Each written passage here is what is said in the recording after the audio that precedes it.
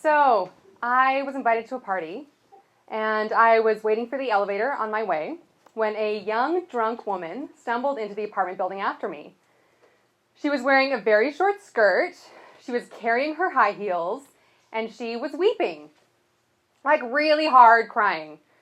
So after a brief wait, the doors to the elevator opened, and a red-headed woman was already standing in there with a laundry cart that took up about half of the elevator space.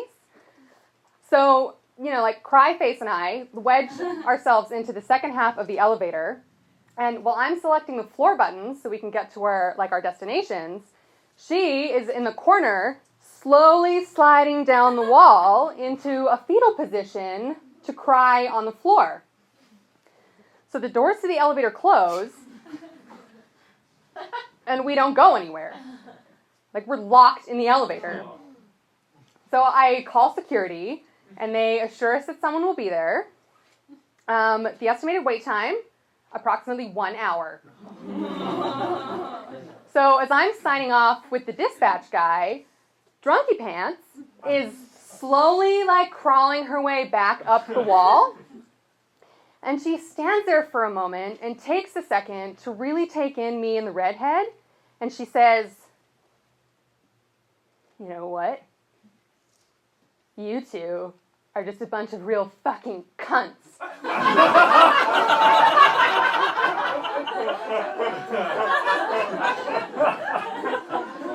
And the redhead goes,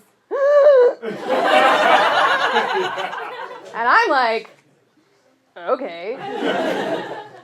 And then she continues by saying, "I'm over here, clearly upset, and neither of you bothers to say a fucking thing to me." And internally I thought, she has a point. But what I said was, well, your body language sort of indicated that you kind of wanted, some privacy. And then, I had to call security because we're all locked in this elevator. And then she thrust her fists by her side, threw her head back, and let out, this inhuman shrieking sound. And I imagine that in the comic book version of this story, that shriek just has so much power to blast open the elevator doors, and we're just left standing there with, a dazed look and smoke on ourselves. But instead, we're in real life, and we are still trapped in the elevator. And she starts weeping again and tells us that when we get out of this elevator, she is going up to her apartment, and she is going to jump off her balcony.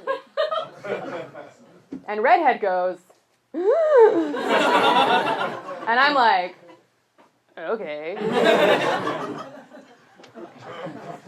So at this point, about 1 minute has passed since I got off of the intercom with security. So we've still got 59 minutes left together until someone's going to be there to help us. And from what she tells us, it sounds like someone in her life has just died. And this is why she's so upset. Redhead and I offer our sincerest condolences, and she tells us that we don't know what it's like to lose someone. And I don't argue with her, because I do not want to hear that terrible shrieking sound again. Then the story starts to shift, and no one has died. And it seems to be more like her boyfriend has cheated on her, or they've just broken up, or both. And Redhead and I commiserate and say standard things like, "Oh, boys are such idiots," or, "Oh, he's not worth it anyways." And I even get a bit vulnerable, and I share some stuff with them, and I tell them that I have also recently been through a breakup, and I feel like maybe it was a mistake, and I think I'm still in love with him. And they both nod their heads, and they're like, yeah, I've been there too. And they told me that they really felt for me. And at one point, we all group hugged.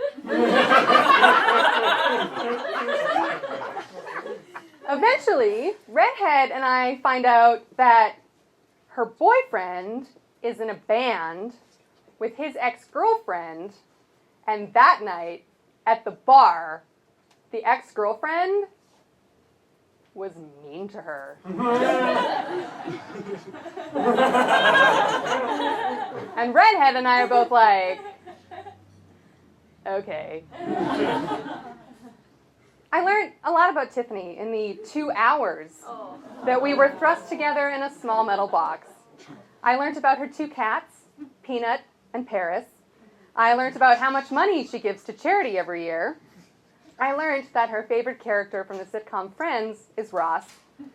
And I learned that she prefers to have all of her pubic hair waxed off. I learned that at the beginning of the story, when she was in a fetal position in her short skirt on the floor.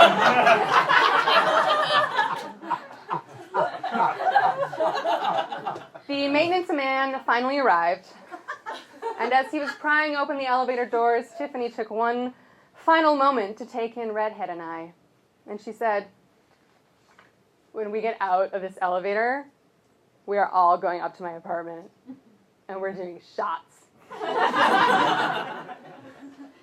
The doors to the elevator opened, and we all stepped out, knowing one another a little bit better. Then we immediately stepped into an identical elevator, right beside the one we had been trapped in, rode it to the 12th floor, and threw back a couple shots in Tiffany's apartment.